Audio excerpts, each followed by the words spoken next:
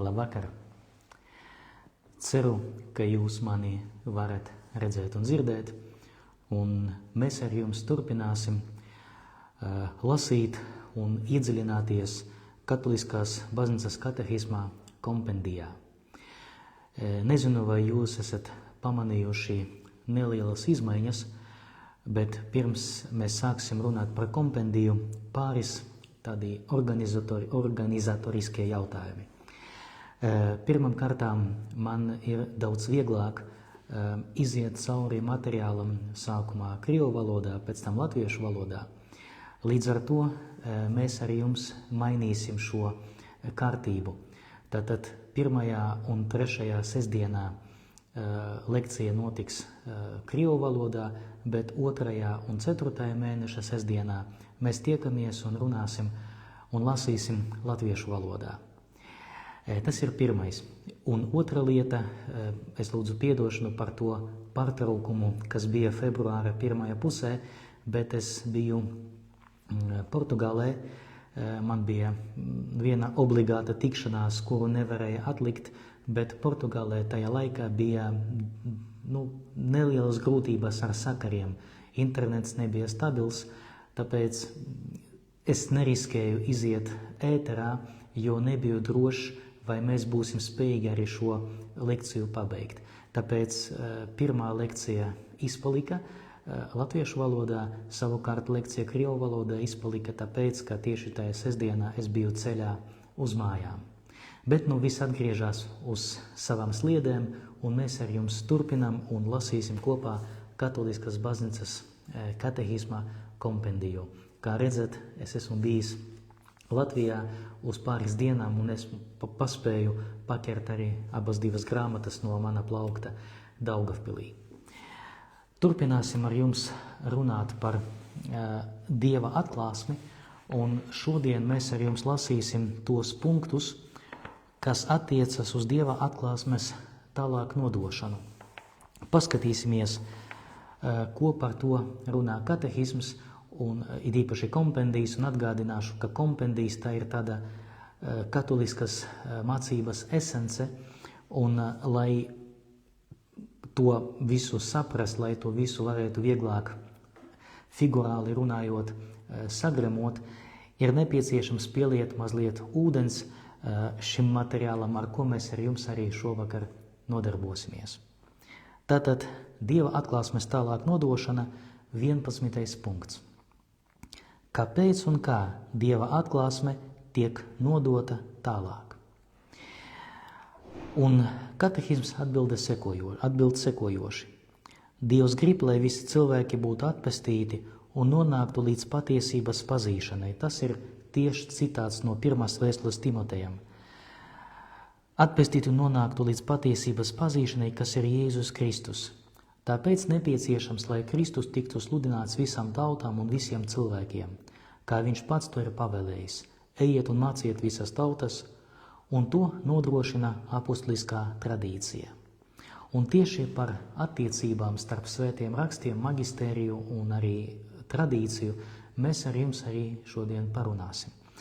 Bet sāksim tiešām ar to pašu galveno. Tad kāpēc vispār Dievs iziet preti cilvēkam? Priekš kam ir vajadzīga tāda teoloģiska realitāte kā atklāsme?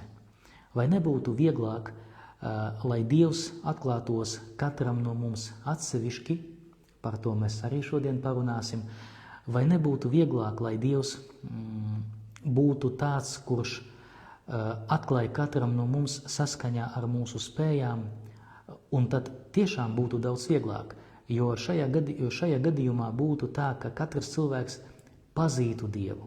Katrs cilvēks viņam nebūtu iespējas neieticēt. Bet tur tā lieta, ka Dievs darbojās tā, lai neierobežot mūsu brīvo gribu, lai atstāt mums izvēles iespēju.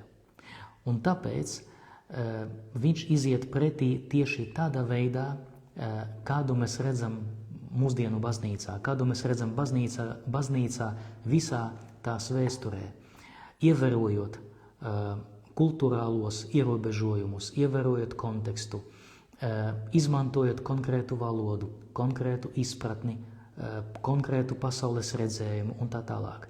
Šīs lietas mēs arī atklāsim, kad runāsim tieši par svētiem rakstiem, bet pie pašas Bībeles mēs nonāksim tikai nākošajā tikšanās. Šoreiz paliksim tādā vēl pirmatnējā līmenī. Tātad Dievs iziet pretī katram cilvēkam, un mums nav iespējas gūt tādu pašu pieredzi, kas bija apustuļiem. Mēs nevaram staigāt par Galilejas un Judejas ceļiem, mēs nevaram ceļot kopā ar pestītāju, mēs nevaram viņu klausīties, jo viņa iemiesošanās notika konkrētajā laikā un konkrētajā telpā. Un šī atklāsme, šī viņa klātbūtne, viņa ir laikā ierobežota.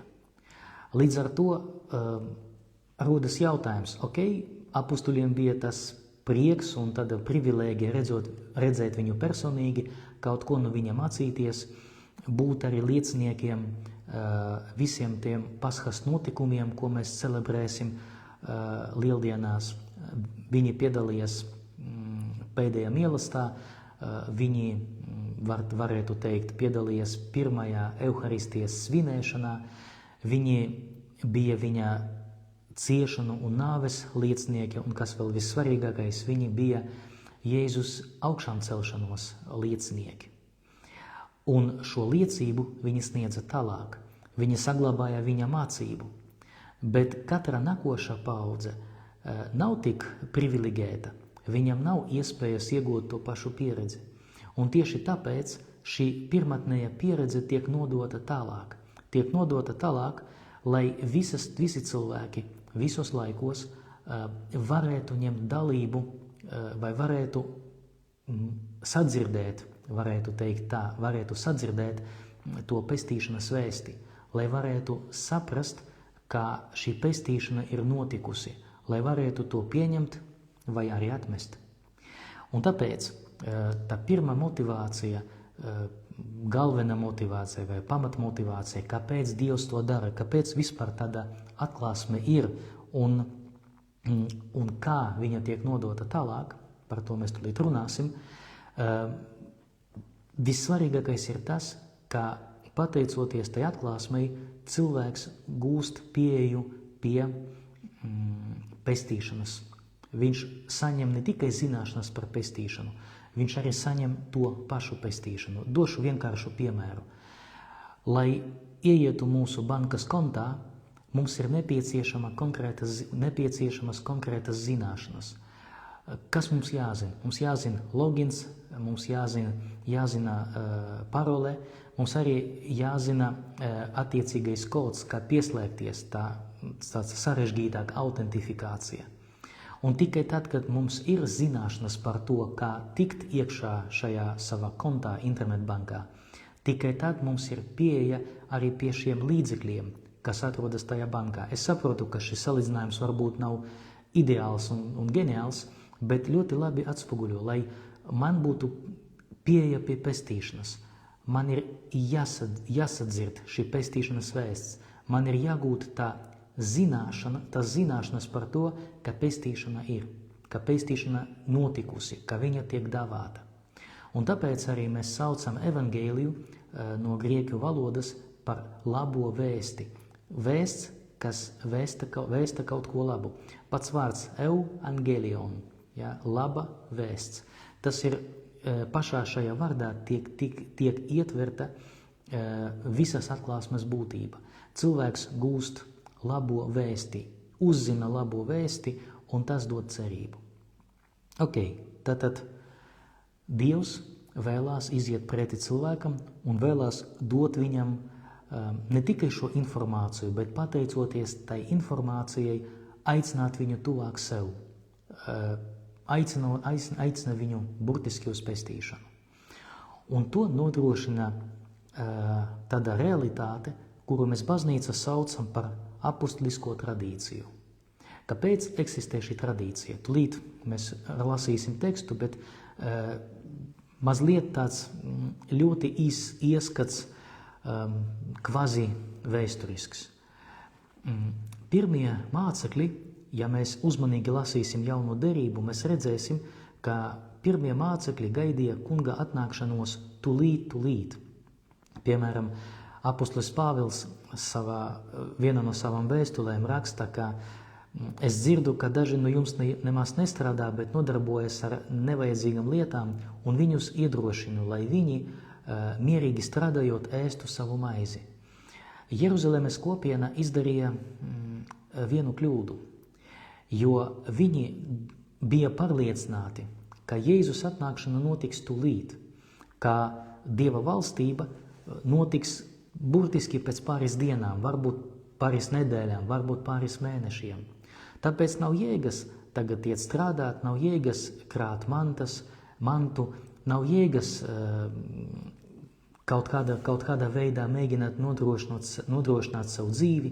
Līdz ar to tagad priecāsimies, lūksimies un gaidīsim kunga Jēzus atnākšanu. Bet notika tas, ko daudz negaidīja. Kungs kavējas nākt. Un tas pats apustulis Pāvils raksta, ka kungs nekavējas, bet viņš ir pacietīgs. Bet apustuļi un mācekļi redzot, ka viens pēc otra jau mirst, ka apustuļi atdod savu dzīvību, ka pirmo liecinieku ir arvien mazāk. Rodas jautājums, ko darīt tālāk, jo kungs joprojām kavējas nākt. Jēzus parūzīja, ja potreizējā atnākšana nenotiek.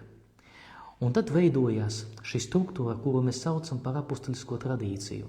Šī struktūra vai šī realitāte, teoloģiska realitāte, pateicoties kurai šī laba vēsts tiek nodota nākamajām paudzēm, ka viņa nepaliek tikai un vienīgi tas pirmās kristiešu paudzes ietvaros, ka katra nākošā paudze tiek iepazīstināta, ka Jēzu Kristu Dievs mums ir atklājis visu, ka Jēzu Kristu viņš ir dāvājis mums savu pestīšanu.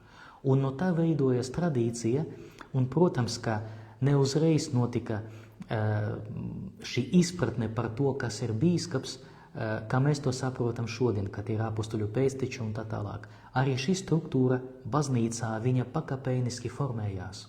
Vēl jaunās derības laikos, varētu teikt, vēl laikā līdz 100. gadam mēs varētu pateikt. Vismaz apustuļa Pāvila laikā vēl nebija skaidri, kas ir tie bīskapi, presbiteri un diakoni.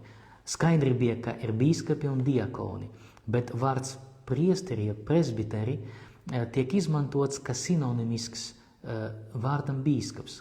Tas nozīmē, ka kopienās bija kaut kādie vadītāji, jeb apustuļu nozīmēti, vai arī apustuļu mācekļu nozīmēti katras kopienas vadītais galva, un arī bija diakoni, kas viņam palīdzēja.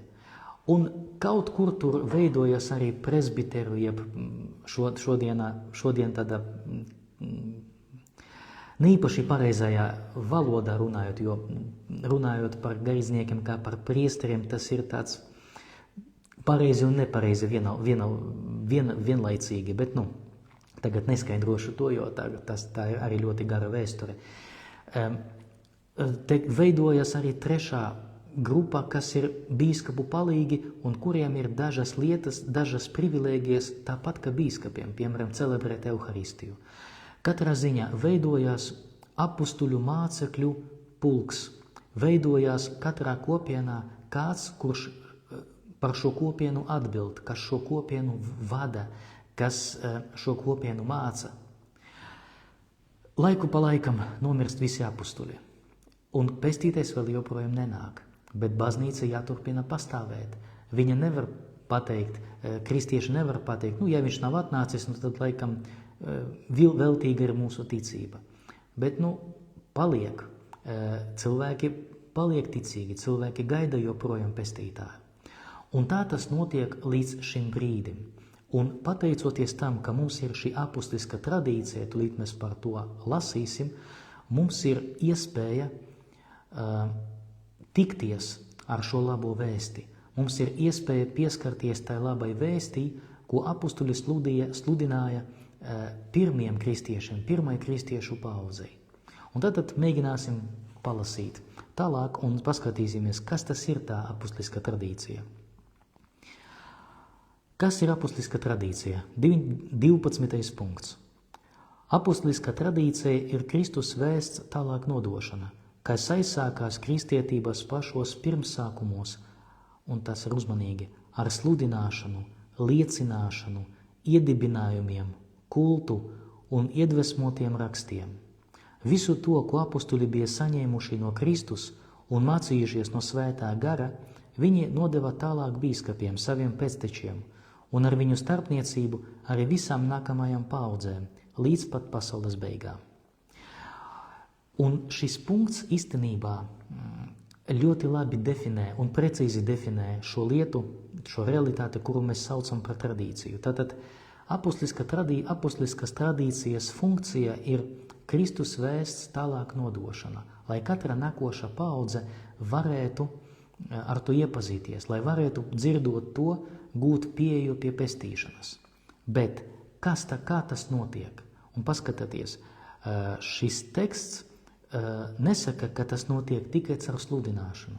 Tas ir, šī apustuliskā tradīcija ir krietni bagātāka savā saturā. Ar sludināšanu, liecināšanu, iedibinājumiem, kultu un iedvesmotiem rakstiem. Mēs redzam, ka šajā tradīcijā tā Dieva vēsts, tā laba vēsts, nodota ne tikai caur sludināšanu, bet arī caur kaut kādām paražām, caur kaut kādām tradīcijām, caur kaut kādām tekstu interpretācijām, caur kultu un galu galā arī ar iedvesmotiem rakstiem, par kuriem mēs vēl runāsim. Tātad apustuliskā tradīcija, tas ir visas tradīcijas kopums, lai gan tas skan diezgan tautologiski, bet tas ir visas tradīcijas kopums, jo baznīca nodot labo vēsti, varētu teikt, ar visu sevi. Ne tikai caur vārdu, bet arī caur darbiem, bet arī caur kultu, arī caur kultūru un tā tālāk. Un tāpēc bez tradīcijas, ja, mēs nevaram runāt, bez apustuliskās tradīcijas, mēs arī nevaram runāt par baznīcu. Un baznīcas mērķis, baznīcas pienākums ir saglabāt šo tradīciju, saglabāt šo labo vēsti nemainīgu līdz pasaules beigām. Lai nenotiktu tā, kam ir tāda bērnu spēle, salauztais telefons, kad viens otram pasaka vārdu, bet tev jānodod tālāk sinonīms. Tu nevari atkārtot to pašu vārdu, bet tev jāatkārto šis jēdziens, varbūt kaut kādiem citiem vārdiem, bet pēc iespējas tuvāk tai jēgai, ko tu esi sadzirdējis. Un parasti ir ļoti smieklīgi, ka paša sākumā tiek pateikts viens vārds, bet pēc 10 cilvēkiem pēdējais pasaka pilnīgi kaut ko citu. Tas ir diezgan jautri. Un šī tradīcija bija nepieciešama, lai tas labas vēsts tālāk nodošana tieši nebūtu, ka šīs salauztais telefons, kad no Jēzus Kristus viņi apustuļi dzirdēja vienu, kad svētā gara iedvesmā viņi mācīja to, ko bija nepieciešams mācīt. Un galu galā, lai katra nākošā paudze kaut kādu iemeslu dēļ, neobligāti šeit ir kaut kāda ļaunā griba, jo parasti arī cilvēki labu gribēdami var kaut kādu informāciju, teiksim, sakropļot vai varbūt nepareizi saprast.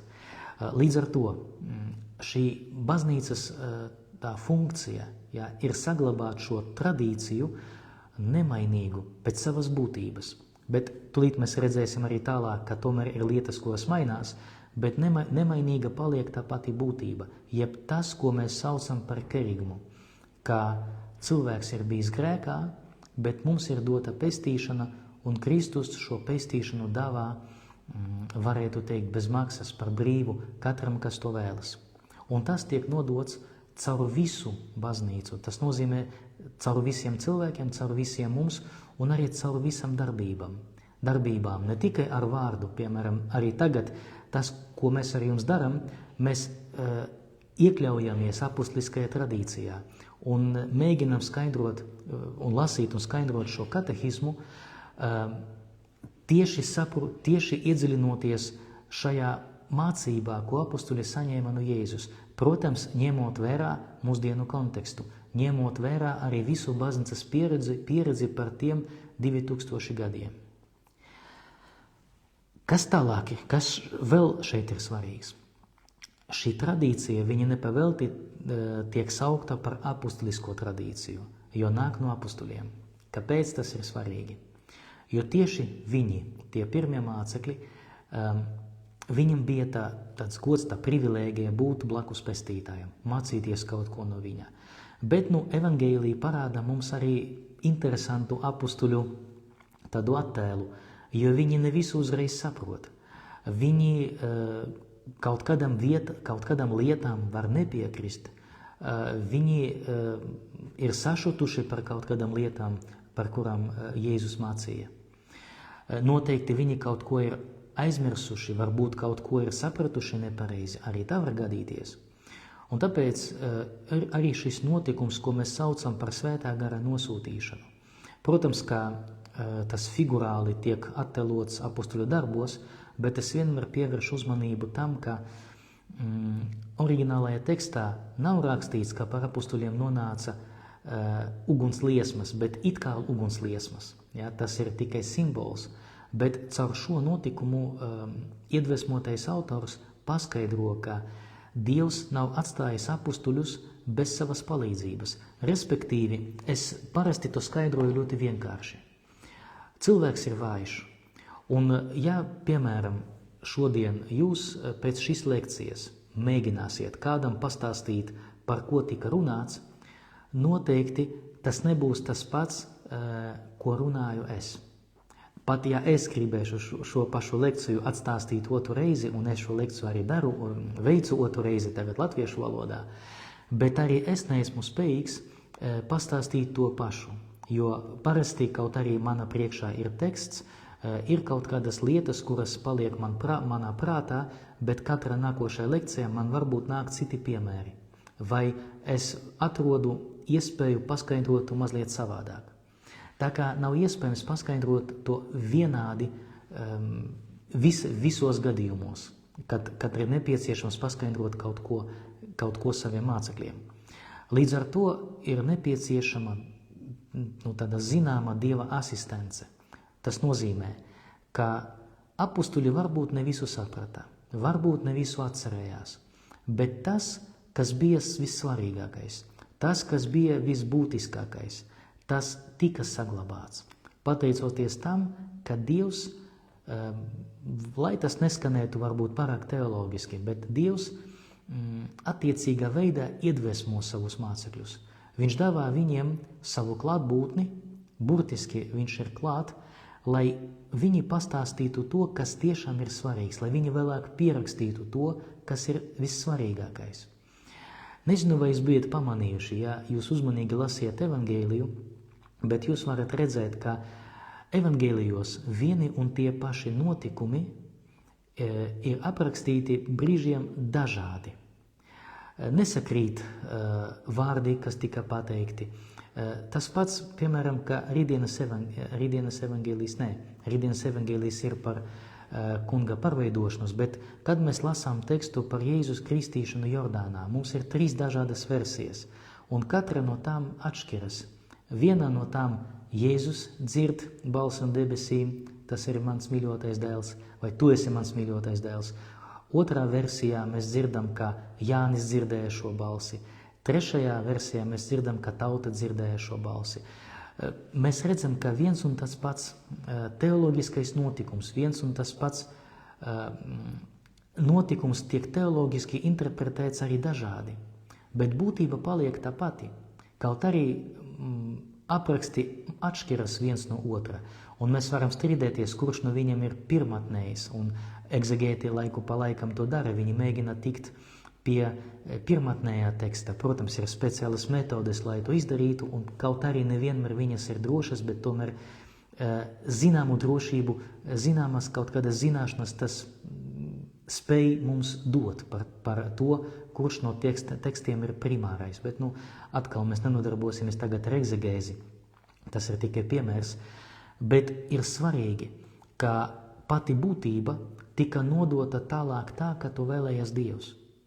Un tāpēc par apustulisko tradīciju, kā tādu mēs varam būt droši, ka baznīcu taču vada ne cilvēki.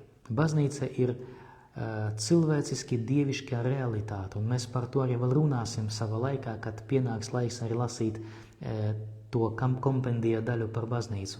Bet tāds neliels spoilers, ka baznīcas galva ir pats Kristus.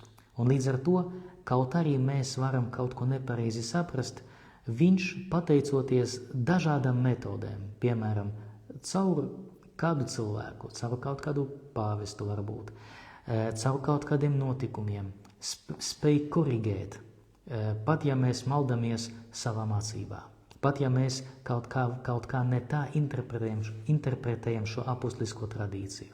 Bet starts šai tradīcijai ir dots tieši caur apustuliem. Es varu dot tādu atkal piemēru, lai tas būtu skaidrs. Daži no jums brauc ar mašīnu, un lai iedarbinātu mašīnu, jūs zināt, ka tur iekšā stāv arī elektriskais motors, kura mērķis ir iekustināt dzinēju. Protams, iet runā par mašīnu, kas darbojas ar dīzeli vai ar benzīnu vai hibrīds, bet katrā ziņā tur ir iekšā instalēts tā saucamais starteris, pateicoties kuram mēs iekustinām automobīli, iekustinām dzinēju. Bet tajā brīdī, kad dzinējs jau ir iekustināts, šīs elektriskais dzinējs, viņš tiek atslēgts, jo tālāk dzinējs, tas iekšējais, tas benzīna dzinējs, viņš darbojas jau pats par sevi. Līdzīgi ir apustulisko tradīciju. Apustuļu funkcija bija iekustināt, viņi ir tāds starteris baznīcai. Bet tālāk, ņemot vērā, ka visi apustuļi ir nomiruši, viņi ir kā izslēgtais starters. Viņi ir pamatā, no viņiem baznīca gūst savu startu, ja, jo baznīcas fundaments ir Kristus, bet caur apustuļiem viņš šo startu veicis. Un tagad tas vairs viss ir mūsu rokās. Mums ir iespēja pastiprināt apgriezienus, mums ir iespēja pārslēgt ātrumus un tā tālāk. Un tāpēc šī tradīcija, viņa arī ir kaut kādos aspektos mainīga. Tāpat, kad dzinējam, atkarībā no situācijas mēs mainam apgriezienus. Mēs braucam ātrāk vai lēnāk, un dzinējs darbojas atkarībā no tā, kas mums ir vajadzīgs. Tātad šī apustuliskā tradīcija, rezumējot, tas ir tad, kad visa baznīca sludina šo prieka vēsti, sludina pestīšanu pasaulē. Bet ne tikai, bet arī šo pestīšanu interpretē, bet par to mēs lasīsim mazliet tālāk. 13. punkts. Kādos veidos īstenojas apustuliskā tradīcija? Un arī tas ir ļoti svarīgi. Apustuliskā tradīcija īstenojas divos veidos. Dieva vārda tālāk nodošanā mutvārdos, to dēvē vienkārši par tradīciju, un svētajos rakstos, kas ir tāda pati pestīšanas sludināšana rakstveidā. Un tagad šeit mēs atnākam pie ļoti svarīga jautājuma. Es negribu būt antiekumenisks, un noteikti mūsu brāļiem protestantiem ir savi teoloģiski pamati runāt par to, ka mums ir tikai sola scriptura, tikai raksti.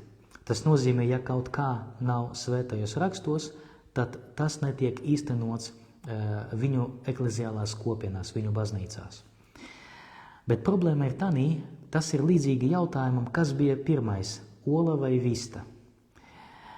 Un šajā gadījumā katoļu tradīcija, viņa atbild skaidri, ka tradīcija ir pirmātnēja. Un svētie raksti, tas ir burtiski tradīcijas kodifikācija. Tūlīt mēģināšu to paskaidrot ar piemēru. Kādreiz pasaulē nepastāvēja mašīnas. Kādreiz brauca tikai ar zirgu, un ja vajadzēja braukt, piemēram, no tādas Rēzeknes uz Rīgu, tad tas bija vesela epopēja. Ja? Tas bija ceļojums uz vairākām dienām, ja ne nedēļām. Aizbraukt uz turieni, pēc tam atbraukt atpakaļ.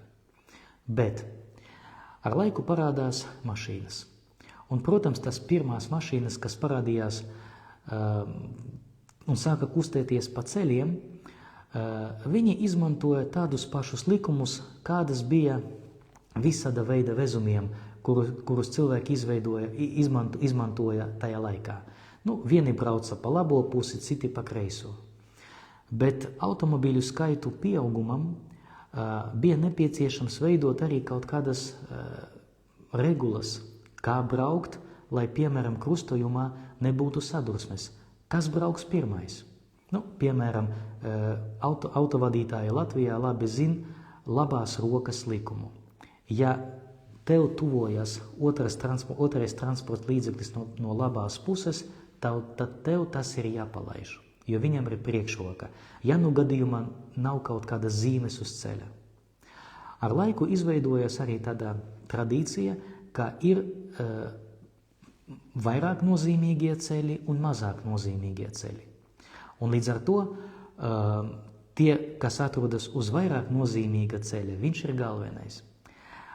Bet ar laiku veidojas arī ceļu satiksmes noteikumi. Tātad sākumā ir braukšana, un pēc tam, lai šo braukšanu kaut kādā veidā regulēt, lai nebūtu problēmu ar to braukšanu, tiek kodificētas, jeb sarakstītie likumi, kurus mēs šodien saucam par ceļu satiksmes noteikumiem. Jo nebija otrādi, nebija tā, ka izgudroja mašīnu un uzreiz sarakstīja ceļu satiksmes noteikumus, lai ar šo mašīnu braukt. Sākumā bija braukšana. Līdzīgi ir ar svētiem rakstiem un arī tradīciju. Sākumā ir tradīcija, jo apustuļu mācība sākumā bija mutvārdos. Apustuļi mācīja mutiski. Bet vēlāk, kad kopienas atklāja, ka būtu labi, lai mums būtu kaut kādi savi teksti, lai pierakstītu to, ko Jēzus teica, lai tas nebūtu aizmirsts, tad tiek veidoti pakāpeniski kaut kādi raksti. Ja, un, piemēram, apustulis Pāvils raksta savas vēstules. Un īstenībā tas pirmais jaunās derības teksts, chronologiski pirmais jaunās derības teksts, tā ir apustuļa Pāvila pirmā vēstule tesalonikiešiem. Redziet, ka evaņģēliji tiek sarakstīti šodienas redakcijā tādā, kādu mēs zinām šodien, tie tiek sarakstīti krietni vēlāk vai mazliet vēlāk, ja, vairākus gadu desmitus vēlāk. Bet pirmais, tas ir apustuļa Pāvila vēstule tesalonikiešiem, un, protams, arī pareizi. Dažas apustuļa Pāvila vēstules varbūt ne līdz galam ir Pāvila. Ja, varbūt tas ir no Pāvila skolas, bet to mēs skaidrosim ar jums, kad runāsim arī par tieši svētiem rakstiem. Bet sākumā ir sludināšana ar vārdiem, un vēlāk ir šī vārda pierakstīšana, ne otrādi. Un tāpēc mēs arī varam runāt, ka sākumā ir tradīcija un tradīcijas specifiskā izpausme, kuras mērķis ir šo tradīciju ielikt zināmos grožos, ir svētie raksti. Respektīvi ir tā, sākumā ir sludināšana, un vēlāk top teksti. Baznīca atpazīst, ka tieši šajos tekstos ir sarakstīts viss tā, kā mēs ticam. Tie ir evaņģēlija, apustuļa Pāvila vēstules, apustuļu darbu grāmata un Jāņa atklāsmes grāmata. Respektīvi, tas ir viss, kas atrodas jaunajā derībā, kaut arī ir krietni vairāk tekstu no tā laika kristietības saglabājies. Piemēram, tāds pats teksts, tas saucamais 12 mācekļu mācība, kas saucās Didahe, vai Herma uzrakstījis tādu darbu, kuru mēs saucam Gans. Ja, Hermas Gans. Ja. Ir ļoti daudzi teksti, kas varētu pat būt iekļauti jaunajā derībā, bet netika iekļauti. Tur ir zināma metodoloģija, kā pirmie kristieši par to parūpējās. Šodien par to nerunāsim, bet ko es gribu pasvitrot? Katoļticībā mēs nevaram palikt uz līmeņa, ka tikai un vienīgi raksti. Tas nevar būt tā, jo ir tradīcija, no kuriem šie raksti izaug, bet vēlāk šie raksti ir svarīgi, lai saglabātu pašu tradīciju nemainīgu, lai saglabātu tas pamat idejas, kuras ir nepieciešamas pestīšanai, nemainīgas, un tāpēc mums ir tāds respekts pret svētajiem rakstiem. Es neesmu protestantu teoloģijas pārzinis, un esmu pārliecināts, ka tas ir daudz dziļāk nekā es to saprotu. Un varbūt ir arī kaut kāds skaidrojums, kāpēc ir tikai un vienīgi svētie raksti. Bet katoļu baznīcā ir mazliet savādāk. Ir tradīcija, no kuriem izriet svētie raksti. Un vēlāk šie svētie raksti liek rāmjus tradīcijai. Un tad šodien tas, kas iziet ārpus svētiem rakstiem, katoļu baznīcai parasti ir liels jautājums, vai tas var būt pieņemts vai nē. Piemēram, Dievmātes uzņemšana debesīs, asumpcija. Dogmāts, kas tika pasludināts 1950. gadā. Tas pēdējais dogmats, kas tika pasludināts, pēc tam dogma vairs nebija. Tas nenozīmē, ka nevar būt atkal, bet nebija. Un svētajos rakstos, protams, ka mēs neatrodam tāda tieša teksta, ka Dievmāte tika uzņemta debesīs ar dvēseli un miesu. Bet baznīcas tradīcijā pastāv tāda pārliecība no seniem laikiem, ka ja Jēzus Kristus ir miris un augšām cēlies, un jaunava Marija ir bez pirmgrēka, tad kāpēc, lai viņš nedāvātu arī viņai šo privilēģiju būt pestītai ar dvēseli un miesu jau tagad, negaidot otrreizēju atnākšanu? Es tagad ļoti vienkāršoju, protams, šo dogmu, jo šis skaidrojums ir daudz sarežģīts, bet šī dogma izriet burtiski no tradīcijas, bet viņa nav pretrunā ar svētiem rakstiem. Protams, ka svētajos rakstos nekā tur nav par debesis uzņemšanu, un ja tur nav nekā par debesis uzņemšanu, mēs varam droši teikt, ka mēs neesam, ka šeit nav nekā pret svētiem rakstiem. Bet šeit logika ir mazliet savādāka. Mēs runāsim par baznīcu, runāsim arī par sensus fidelium, arī par tādu realitāti. Kaut arī runājot par tradīciju, mēs arī ieminēsimies par to. Bet ir svarīgi saprast tādu lietu, ka, kad tiek pasludināta kaut kāda dogma, tam tiek meklēti arī bibliskie pamati. Tas nozīmē, tiek uzdots nopietni šis jautājums. Var tiešām mēs varam secināt arī no svētiem rakstiem, kaut arī netieši, varbūt metaforiski, ka šī ticības patiesība varētu būt patiesa, ka mēs varētu to pasludināt par dogmu un varētu tam ticēt. Ja? Par ticību mēs jau bijām runājuši, tāpēc es nevēlos atgriezties tagad un skaidrot, ko nozīmē ticība. Un baznīcas tradīcija šeit ir liela loma. Ja, teiksim, tādu dogmu interpretācijai, tādu dogmu vispār veidošanai, ja, un arī vēlāk šo dogmu interpretācijai. Bet gribu pateikt vēl vienu lietu, pirms mēs iesim tālāk. Dogmas netiek veidotas ar nodomu, pāvests no rīta pamodās un tad saka, skatos uz to Dievmāti un domāju, viņa tik skaista, noteikti varētu būt uzņemta debesīs. Tas nenotiek no kaut kāda pāvesta kaprīzes. Tas nenotiek no tā, ka viņš šodien piecēlās ar labu garastāvokli un domā, kā lai Dievmāti iepriecinātu, pasludināsim dogmu. Parasti dogmas rodas kā atbilde uz kādu jautājumu vai pieprasījumu. Došu piemēru. Pirmā dogma, kas tika pasludināta, tas ir par to, ka Jēzus Kristus ir Dievs un cilvēks. Protams, Dievs un arī cilvēks, tas ir vairāku koncilu darbs, bet 325. gads.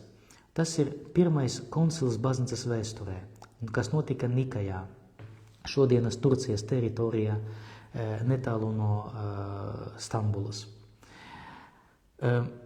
Rodas strīdi, vai Jēzus Kristus ir Dievs, vai viņš ir Dievs un cilvēks, vai viņš ir tikai cilvēks, vai viņš ir tikai Dievs, un kā tas divas dabas vispār iet kopā. Un veidojās lieli strīdi, starp citu.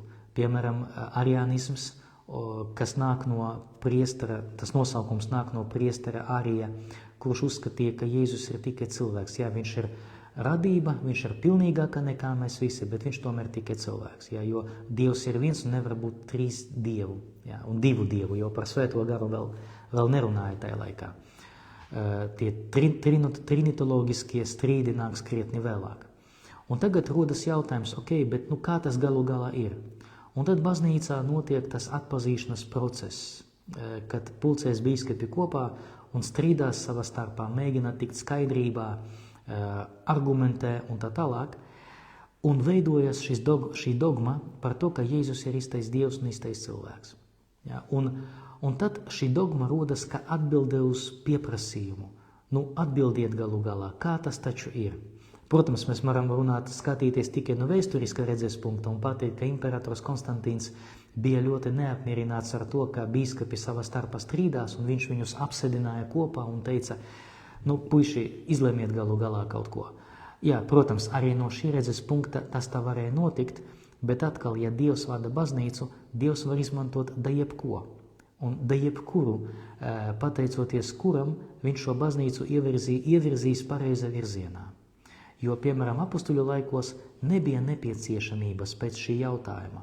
Viņi uzskatīja, viņi laikam pat nedomāja, vai Jēzus bija Dievs vai nebija Dievs. Viņi sauca viņu par kungu, un tas tā bija pieņemts. Ja, piemēram, ka es tagad ēdu, ar labo roku, un es nedomāju, ar kuru roku es ēdu. Es vienkārši paņēmu pēc tāda pierāduma, paņēmu karoti un ēdu. Man nav jādomā par to. Viņi par to nedomāja, bet vēlāk vajadzēja to precizēt. Vēlāk vajadzēja kaut kādā veidā to definēt, lai izbeigtu strīdus, lai galu galā būtu kaut kāds galējais lēmums. Un tā veidojas dogmas.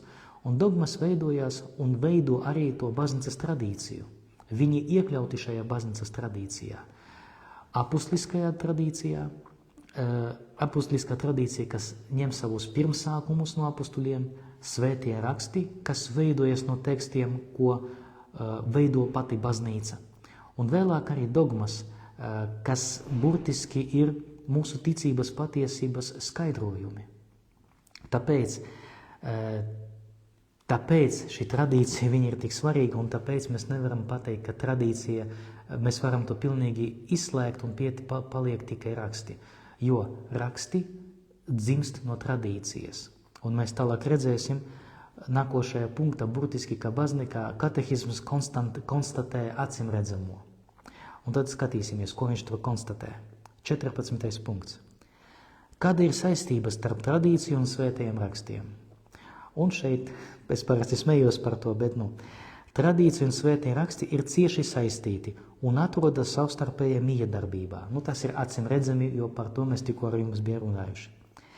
Gan tradīcija, gan svētie raksti baznīcā dara klātesošu un auglīgu Kristus noslēpumu. Tie abi, izplūsdami no viena un tā paša dievišķā avota, kopā veido vienu svētību ticības mantojumu, no kura baznīca smeļas savu mācību par atklāsmi. Tas nozīmē, tagad pamēģināsim šo visu sistēmu vēlreiz atkārtot, lai tas mums paliktu prātā. Ir atklāsme. Dievs nāk preti cilvēkam. Šīs atklāsmes kulminācija ir Jēzus Kristus. Viņā ir viss pateikts un vairs nebūs nekādas jaunas atklāsmes. Un respektīvi, runājot tā formāli, varbūt ne vēsturiski, bet formāli, mēs varam pateikt tā, ka ar pēdējā apustuļa nāvi beidzās atklāsme. Vairāk atklāsmes nebūs. Visu, ko Dievs vēlējās pateikt, viņš pateica caur Jēzu Kristu, un nepavelti evangelists Jānis nosauc viņu par logosu. Logos tulkojumā nozīmē ne tikai vārds, bet arī jēga. Bet pat paliksim pie vārda vārds. Jo šajā vārdā ar lielo V Dievs pateica visu, un vairs nebūs nekādas citas atklāsmes. Jēzus ir atklāsmes kulminācija. Tas ir pirmais solis. Otrais solis ir apustuļi, kas tālāk nodot šo atklāsmi. Sākumā mutiski, un kā mēs lasījām, pirmās kristiešu kopienas to turpina saglabāts un nodot tālāk caur sludināšanu, liecināšanu, iedibinājumiem, jeb tradīcijām, kultu, iedvesmotiem rakstiem un tā tālāk. Viss iet kopā. Un kā trešais solis veidojas svētie raksti, lai no vienas puses kodificētu, sarakstītu to, kas ir mūsu ticībā, ja, bet, protams, tas ir diezgan specifisks process, jo netiek rakstīts automatiski katehisms, ja, bet tiek saglabāti teksti, un no tiem saglabātiem tekstiem baznīca atpazīst, ka tieši šeit ir sarakstīts tā, kā mēs ticam. Un galu galā pēdējais solis. Šī tradīcija turpina pastāvēt no vienas puses, atceroties to, kas ir bijis, un to attīstot. Tas nozīmē, ka mums tiek attīstīta sludināšana, liecināšana, iedibinājumi, kults un tā tālāk. Un ir svētie raksti, kuriem ir īpaša nozīme, kuri ir kā ceļa zīmes, lai, vai kā tāds, varētu teikt, modelis, vai, kā tas ir latviski, skice tam, kā tam ir jābūt. Pirms būvēt māju, sākumā zīmē skici, kādai tai mājai ir jābūt. Un svētie raksti, tas ir tāda skice, pateicoties kurai mēs zinām, uz kuru pusi šīs tradīcijas attīstīšanā mēs nevaram iet. Piemēram, mēs nevaram pateikt, laikam Jēzus nav bijis Dievs. Vai, laikam jaunava Marija nav viņu dzemdējusi no svētā gara. Ja? Mēs redzam, ka mēs nevaram to pateikt, jo svētie raksti regulē, ka Dievs mums atstājis tieši tādu tekstu, ja? Caur savu baznīcu, protams. Dievs savā atklāsmē mums ir parādījis tieši to, ka viņš ir ieņemts no svētā gara, ka ir piedzimis no jaunavas Marijas, ka mēs to atzīstam katru svētdienu ticības apliecinājumā. Un tāpēc gan tradīcija, gan svētie raksti izriet no tā paša avota, bet tas nav paralēlas realitātes. Tā ir viena realitāte, regulē otru. Ja. Tāpat kā mēs atgriezīsimies pie automašīnu un ceļu satiksmes noteikumu un piemēra. Ceļu satiksmes noteikumi regulē, kā mums jābrauc, bet sežamies un braucam mašīnā mēs paši saskaņā ar ceļu satiksmes noteikumiem. Un mēs nevaram šos ceļu satiksmes noteikumus pārkāpt, jo pretējā gadījumā tas var izraisīt avāriju. Mēs varam iebraukt kaut kur ne tur. Līdzīgi ar svētiem rakstiem. Baznīca izdzīvo atklāsmi. Šī atklāsme, mēs tulīt par to vēl runāsim, šī atklāsme tiek izdzīvota, interpretēta un piemērota arvien dziļāk, arvien pilnīgāk. Bet mums ir ceļu satiksmes noteikumi, un mums ir svētie raksti, kuri regulē, kā nevajadzētu šo apustulisko tradīciju izdzīvot, kā nevajadzētu viņu interpretēt un tā tālāk. Iesim tālāk. Mēs pateicām par to, kā šī atklāsme darbojas, ka viņa tiek nodota tālāk, kāda ir svēto rakstu vieta tajā visā. Bet rodas jautājums, bet kā tas funkcionē, kā tas darbojās? 15. punkts. Apustuļu ticības kam ir uzticēts ticības mantojums? Apustuļu ticības mantojumu uzticēja visai baznīcai. Pateicoties ticībai pārdabiskai apziņai, visa Dieva tauta, svētā gara atbalstīta un baznīcas magistērijā vadīta, nepārtraukti pieņem Dieva atklāsmes dāvanu. To arvien dziļāk izzina un arvien pilnīgāk īsteno dzīvē. Tātad, ja jūs gribat redzēt cilvēku, kuram tika nodota atklāsme, es pateiktu tā, paskaties spogulī. Ja tagad ir tas mūsu tikšanās, šis streams notiek no telefona, un es varu vienlaicīgi redzēt sevi. Un ja es gribu redzēt cilvēku, caur ko tiek nodota atklāsme, tas esmu arī es, bet ne tikai. Katrs no mums, jo Dievs nav iedevis atklāsmi kaut kādiem konkrētiem cilvēkiem, Pēterim, Jānim, Andrejam un tā tālāk. Viņš to ir devis visai baznīcai, un tas ir svarīgi. Tikai visa baznīca kopumā, vienotība ar pāvestu, tūlīt mēs runāsim par magistēriju, protams, var autentiski interpretēt šo svētos rakstus, šo tradīciju. Burtiski ir tā, mēs nevaram pateikt, ka tikai pāvestam pieder vara interpretēt svētos rakstus un visu tradīciju. Mēs nevaram pateikt, ka tikai kādam bīskapam, mēs nevaram pateikt, ka tikai kaut kādai vienai cilvēku kopienai. Tas pieder visai baznīcai, visiem 1,3 miljārdiem katoļu.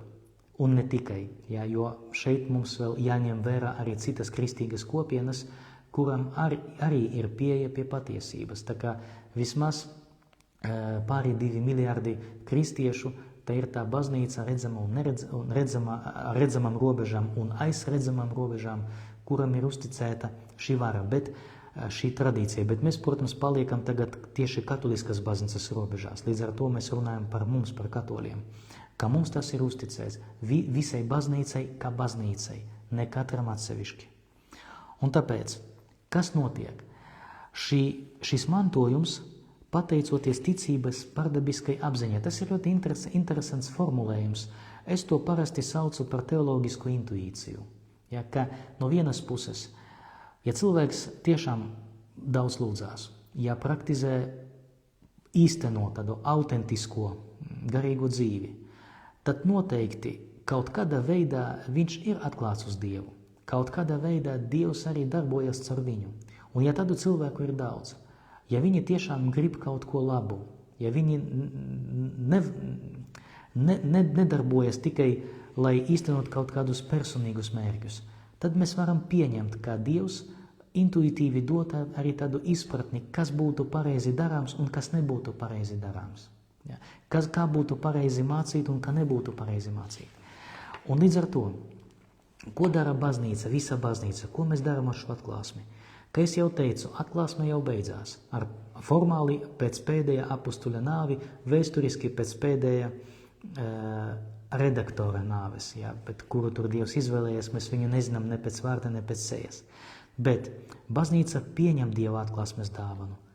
Pieņem, tas ir viena lieta, tā ir dāvana, jāatcerās, dziļāk izzina. Tas nozīmē, ka kaut arī atklāsme ir dota, mēs vēl neesam atklājuši visu. Došu vienkāršu piemēru. Cilvēka smadzenes ir pieejamas, vai ne? Piemēram, katram no mums tas smadzenes ir pieejamas. Mēs varam cilvēka smadzenes procesus, kas tur notiek, zināmā mērā pētīt. Piemēram, neinvazīvi ar visādiem dačikiem, kas mums ir pieejami. Kad notiek arī operācijas, tad tiek izmantota iespēja arī pētīt arī smadzenes uz atklātas, ar atklāto galvaskausu, vai ne? Piedodiet par tādiem salīdzinājumiem. Un kaut arī smadzenes mums ir pieejamas, mēs vēl nezinām daudz ko par mūsu smadzenēm. Smadzenes paliek arvien liels noslēpums. Kā tas darbojās, kāpēc tas darbojās. Mēs varam zināt, kas notiek tur ķīmiski un elektriski, bet vai apziņa ir tikai fizisko elementu darbības rezultāts, vai tas ir kaut kas vēl? Tas vēl arvien paliek jautājums. Uz to jautājumu nav atbildes. Tāpat, ka daudz lietu mums ir dotas, bet ne viss ir izpētīts. Mums ir jūra, bet arī jūras zelmes paliek arvien liels noslēpums. Piemēram, joprojām tiek atklātas jaunas zivju sugas, kas dzīvo lielā dziļumā. Ja, vai kosmos, ja, viņš ir pieejams, mēs varam skatīties, bet cik daudz lietu vēl joprojām nav atklāts. Līdzīgi ar svētiem rakstiem, ar apustulisko tradīciju, iekļaujot svētos rakstus. Tā mums ir dota, atklāsme mums ir dota, mēs to pieņemam kā dāvanu, bet tā vēl joprojām nav izpētīta līdz galam. Un tas būs process līdz pasaules beigām noteikti. Un arī nākoša lieta – pilnīgāk īstenot dzīvē. Tas nozīmē pielāgo dzīves kontekstam. Man ir tāds klasiskais piemērs, ko es izmantoju visur, kur tas ir iespējams. Apustuļa Pētera laikā, vai apustuļa Pāvila laikā, tas ir viens un tas pats gandrīz, nepastāvēja jautājums, vai klonēt cilvēku ir labi vai nē. Vienkārši tajā laikā tādas iespējas nepastāvēja. Neviens pat nevarēja iedomāties par klonēšanu, lai izveidot mākslīgi, protams, tādu pašu organismu, kurš genetiski būs tāds pats kā pirmais, vai ne? Tā slavenā aiteņa Dollijā, ja, kas tika, viņa vismaz tiek dēvēta par pirmo klonēto tādu lielu organismu, bet es tā precīzi nezinu, tāpēc nepateikšu.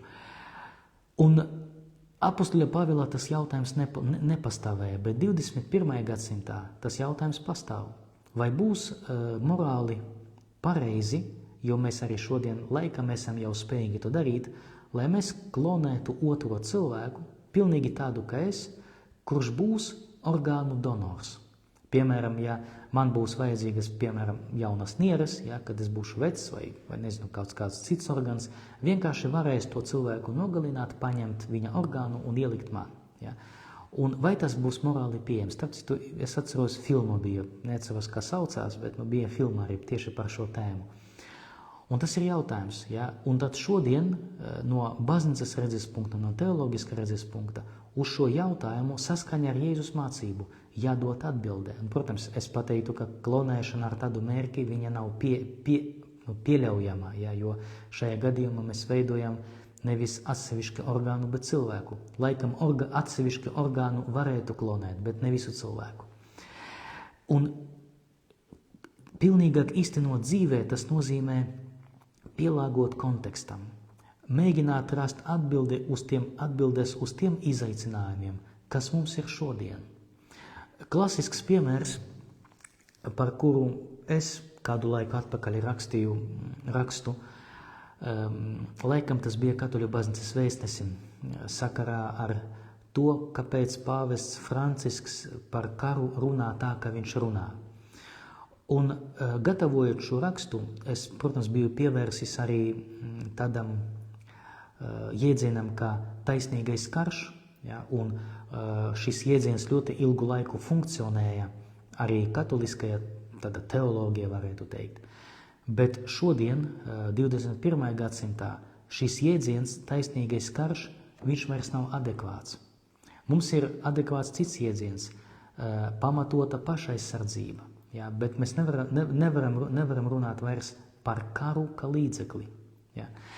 Un līdz ar to mēs pilnīgāk izdzīvojam, tas nozīmē, ka mēs pielāgojamies tam kontekstam, kas mums ir šodien.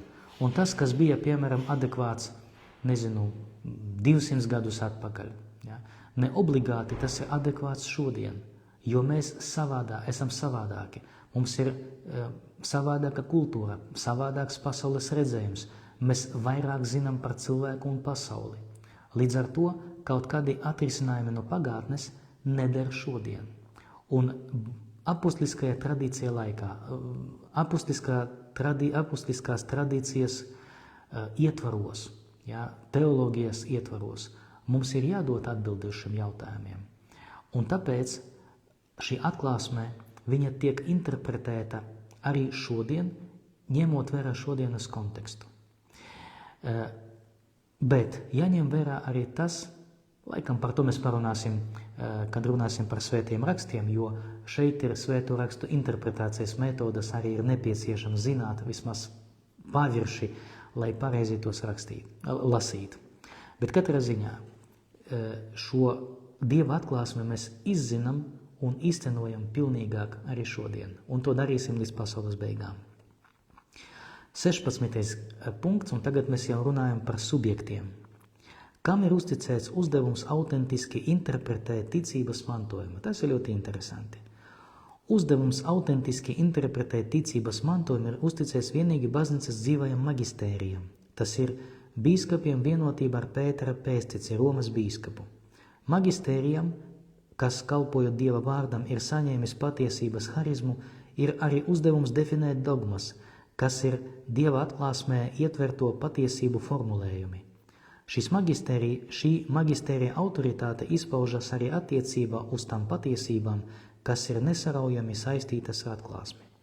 Un tas ir ļoti interesanti, jo no vienas puses varētu pateikt, ka bīskapi un pāvesti viņi var interpretēt, ko mēs tur līdīsim. Bet ir viena problēma.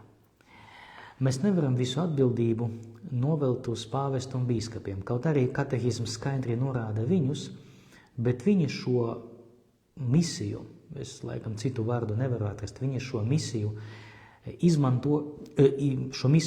īsteno, neizmanto, nav labs vārds, īsteno tieši tāpēc, ka viņi kalpo visai baznīcai. Viņi to dara baznīcas labā. Tāpat, piemēram, ne visiem Latvijā ir atļauts nesāt ieročus, bet ir cilvēki, kuriem tas ir atļauts. Bet nevis tāpēc, lai viņi tos izmantotu, kad viņiem kaut kas nepatīk, lai parādītu savu varu, bet viņi tos izmanto tikai noteiktajā kārtībā, kad ir nepieciešams novērst noziegumu, kad ir nepieciešams kaut kādā veidā pārtraukt noziegumu, kas notiek, vai notvert noziedznieku, lai viņš saņemtu attiecīgu sodu.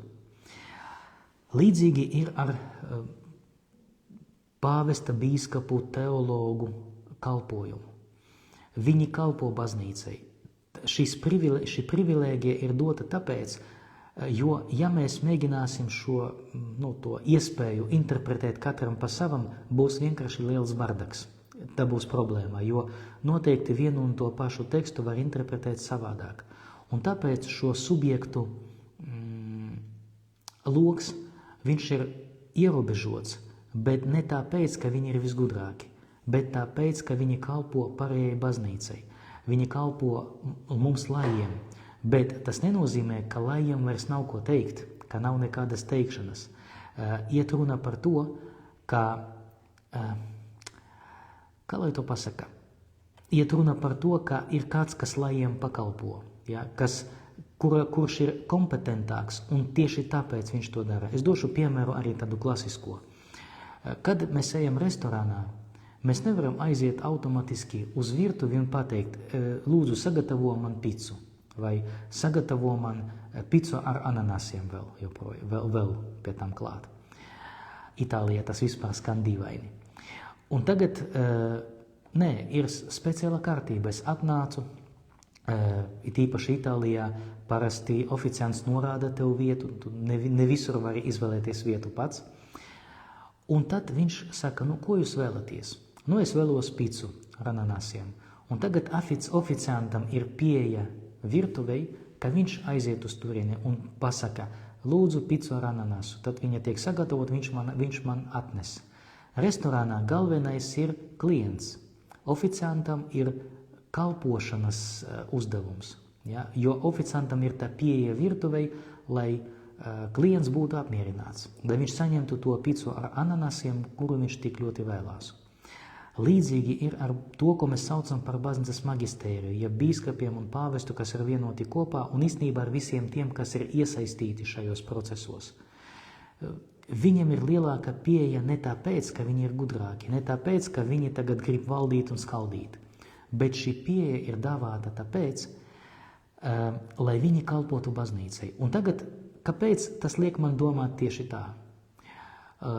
Ļoti vienkārši. Tas ir manas personīgas pārdomas, bet es domāju, ka mēs varam mazliet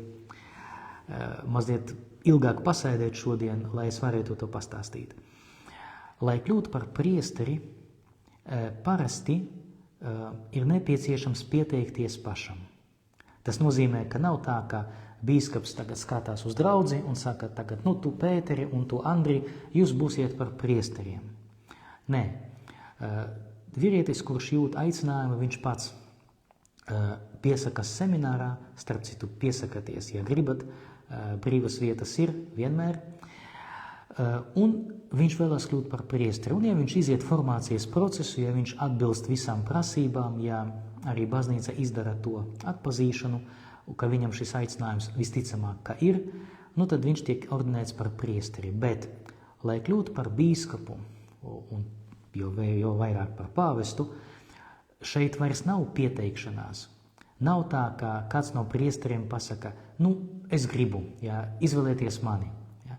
Un viņš aizsūta, piemēram, nunciem vai pāvestam lūgumu, lūdzu iesvētiet mani par bīskapu, es jūtos cienīgs, un man šķiet, ka man ir aicinājums uz bīskapa amatu. Tas jau nav tā. Tas ir sarežģīts process, bet parasti bīskapi tiek izvēlēti. Ja? Un kļūt par bīskapu tiek piedāvāts tiem, kas tika uzskatīti par atbilstošiem. Protams, viņiem ir tiesības atteikties, bet parasti ne no paša kandidāta iznāk iniciatīva. Kāpēc ir tā? Teoloģiski to var interpretēt ļoti vienkārši. Baznīca tev piedāvā šo darbu. Baznīca tev piedāvā šo kalpojumu. Ne tu esi uzrāpies uz bīskapa troņa vai uz pāvesta troņa, bet visa baznīca atpazina, ka tu esi cienīgs. Lūdzu piekriti un pildi šo pienākumu. Respektīvi, lai būtu par bīskapu un pāvestu, neviens nevar pieteikties. Par priesteri vēl jā, par bīskapu pāvestu vairs nē. Jā, un tagad tas priekš manis ir diezgan stiprs teoloģiskais arguments, kāpēc es varu uzticēties. Jo neviens no viņiem neprasījās uz šiem amatiem. Varbūt daži gribēja un saņēma, tā gadās noteikti, bet noteikti tas ir diezgan grūts darbs. It īpaši dzīvojot Romā, un kad ir iespēja parunāt ar vienu ar otru, tad zini, kādas ir problēmas, un tikai jūti līdzi vienam otram bīskapam, cik viņam ir grūti, bet jārisina šīs problēmas. Bet katrā ziņā, atgriežoties pie magistērija, tas ir tie cilvēki, kurus pati baznīca aicināja, lai pildītu šo funkciju, lai pildītu šo kalpojumu. Bet šis kalpojums ir par labu visai baznīcai. Ja? Un kaut arī reāli tas var būt dažādi. Kaut arī reāli var gadīties, ka notiek arī visādas grūtas lietas, ja? Lietas, kuram nekad nebija jānotiek, bet notiek, ja? Kaut kādas tur pārspīlējumi un tā tālāk. Tas ir visur, ja? Bet tomēr ideālā gadījumā jābūt tieši tā, kā bīskapi un pāvests vienoti, viņi pilda to magistērija funkciju, jo viņiem tiek šīs baznīcas nemaldīguma princips īstenojas caur šīm personām. Tā varētu mēs definēt to vai skaidrot precīzi. Jo baznīca ir nemaldīga, tā ir taisnība, bet kā tas veidojas? Caur konkrētām personām. Līdzīgi, atkal piemērs. Ja noziedznieks ir izdarījis kaut kādu noziegumu un tika notvērts, un tagad kas lems? Jābūt taisnīgumam, šim cilvēkam jādabū taisnīgais sods par viņa noziegumiem. Bet kas noteiks šo sodu? Kas pateiks, ka šis cilvēks, es izvērtēju pierādījumus un uzskatu, ka viņš ir vainīgs, vai izskatīju pierādījumus un uzskatu, ka viņš ir nevainīgs? Tas īstenojas caur konkrētu personu, caur tiesnesi. Tiesnesis ir tas, kurš nosaka, vai balstoties uz, protams, attiecīgas procedūras, nevis tāpat no galvas, bet nosaka, ka šis cilvēks ir vainīgs vai nē. Protams, arī šeit var būt kļūdas. Arī šeit var būt tā, ka es, protams, nezinu, es pazīstu vienu tiesnesi, neatklāšu vārdu, bet tas ir administratīvais tiesnesis. Bet burtiski es nepazīstu nevienu tā personīgi, ar kuru kādreiz biju runājis, bet es pieļauju, ka viņi cenšas īstenot savu darbu pēc iespējas labāk. Ja? Bet var gadīties arī, ka nostrādā kaut kādas personīgas intereses. Arī tā var notikt. Ja? Piemēram, te pavisam nesen ziņās viena tiesnese tika apsūdzēta par to, ka viņa tur bija kaut kādas finansiālas mahinācijas, ja? Tur bija viltus personas pieņemtas darbā, līdz ar to tika saņemta nepamatota alga. Ja? Bet mēs redzam, ka arī starp tiesnešiem var būt negodīgi cilvēki. Tas ir visur, ja? Bet tomēr nav citas iespējas, lai realizētu taisnīgumu caur personu. Un baznīcas gadījumā tas ir līdzīgi. Nav iespējams, lai realizētu to nemaldīgumu, lai šo atklāsmi skaidrot autentiski, ka tikai caur personām. Un šīs personas ir pāvests, bīskapi un visi, kas ir iesaistīti procesā. Es saprotu, ka tas ir sarežģīti, bet tomēr citas, kaut arī šis nav, tā nav perfekta metode, bet mums vienkārši citas nav. Un galu galā mēs lasīsim to pēdējo šodien punktu 17. Kāda ir starpība starp svētajiem rakstiem, tradīciju un magistēriju? Kā redzat, mēs no atklāsmes caur svētajiem rakstiem, tradīciju esam nonākuši līdz magistērijā. Svētie raksti, tradīcija un baznīcas magisterijas ir tik cieši savstarpēji saistīti un vienoti, ka neviens no tiem nevar pastāvēt bez pārējiem. Tie visi kopā, katrs savā veidā, viena un tā paša svētā gara vadībā, sekmīgi piedalās dvēseļu pestīšanā. Un šeit man ir divi piemēri, ar ko mēs varētu to salīdzināt. Atstāšu vienu, lai nevilcinātu laiku. Mums ir mašīna. Mašīna ir 4 riteņi. Un mēs varam uzdot jautājumu, kurš no tiem riteņiem ir vissvarīgākais? Vai kurš pāris ir svarīgākais? Iepriekšējie vai aizmugurējie? Kāds varētu pateikt? Iepriekšējie, jo tagad mūsdienu mašīnām, tam vieglām mašīnām, parasti dziękuję, że słychać. Tie priekšējie riteņi parasti mašīnu velk uz priekšu, vai ne? Bet bez aizmugurējiem riteņiem arī šī braukšana būs tā sev, un noteikti tā nebūs ļoti tālu, vai ne? Līdz ar to mēs nevaram strīdēties, kurš no riteņiem mašīna ir vissvarīgākais. Ir nepieciešami visi 4, lai mašīna normāli brauktu. Un līdzīgi ir ar baznīcas tradīciju, svētiem rakstiem un magistēriju. Lai mēs šodien varētu atklāsmi, ka mēs lasām dziļāk izzināt un pilnīgāk īstenot dzīvē, ir nepieciešami visi 3, gan svētie raksti, gan baznīcas tradīcija, no kuriem svētie raksti izaug un kurus svētie raksti regulē, gan arī baznīcas magistērijas, caur kuru šis process notiek, caur kuru šī tradīcija tiek īstenota šodien un caur kuru šī atklāsme tiek interpretēta un pilnīgāk īstenota un dziļāk izzināta arī šodien. Tāpēc nepieciešamas ir visas 3 šīs teoloģiskas realitātes. Tāpat kā mašīnai braukšana ir nepieciešami visi 4 riteņi. Ar to mēs šodien arī pabeigsim. Es ļoti ceru, ka pēc 2 nedēļām mēs varēsim atkal ar jums satikties un turpināsim lasīt par svētiem rakstiem arī ļoti interesanta tematika. Kāpēc svētie raksti mācā patiesību, kā tie ir jālasa, kāds ir svēto rakstu kanons, mēs iziesim mazliet ārpus šī kompendija ramjiem un paskatīsimies, kāda ir svēto rakstu nozīme baznīcas dzīvē, kaut arī es jau to faktiski esmu pateicis, bet redzēsim, ko katehisms mums par to pateiks.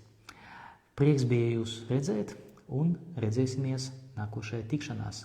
Visu labu, atā, ar Dievu!